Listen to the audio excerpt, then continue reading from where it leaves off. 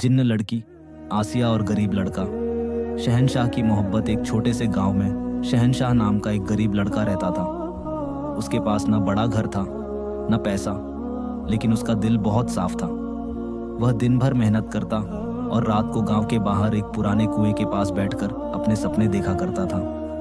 एक रात चांद बहुत चमक रहा था, हवा ठंडी थी और कुएं के पास अचानक सफेद रोशनी सी फैली। शहंशाह डर गया, लेकिन तभी उस रोशनी से एक बेहद खूबसूरत लड़की सामने आई। उसका नाम था आसिया। उसकी आंखों में अजीब सी चमक थी। उसकी आवाज इतनी नरम थी जैसे हवा में धुआं घुल गई हो। शहंशाह ने घबराकर पूछा, तुम कौन हो? लड़की मुस्कुराई और बोली, मैं इंसान नहीं हूँ, मैं एक जिन्न लड़की हूँ। मेरा नाम आसिया है।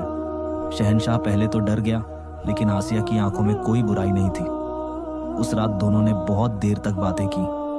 आसिया ने बताया कि वह बहुत समय से इंसानों की दुनिया को दूर से देखती थी, लेकिन पहली बार उसे कोई ऐसा इंसान मिला था जो गरीब होने के बावजूद दिल से अमीर था। उस दिन के बाद हर रात आसिया उसी कुएं के पास आती और शहंशाह उसका इंतजार करता। धीरे धीरे दोनों की बातें मोहब्बत में बदल गईं। शहंशाह ने एक दिन कहा, आसिया, मेरे पास तुम्हें देने के लिए कुछ नहीं है, न सोना न महल, बस एक सच्चा दिल है। आसिया की आंखें भर आईं।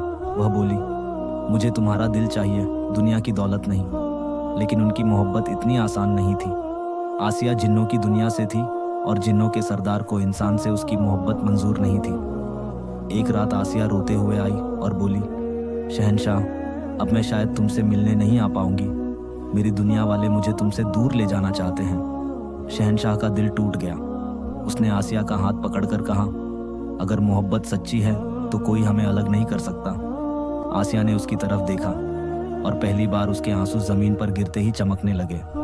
फिर उसने अपनी हथेली शहंशाह के सीने पर रखी और कहा, अगर कभी मैं तुमसे दूर भी हो जाऊं तो तुम्हारे दिल की धड़कनों में मैं हमेशा रहूंगी। इतना कहकर आसिया रोशनी बनकर हवा में गायब हो गई। उस रात के बाद आसिया फिर कभी दिखाई नहीं दी। लेकिन गांव वाले कहते हैं, आज भी जब चांदनी रात होती है तो उस पुराने कुएं के पास एक गरीब लड़का बैठा दिखाई देता है और हवा में एक लड़की की धीमी आवाज सुनाई देती है, शहंशाह, मोहब्बत कभी मरती नहीं।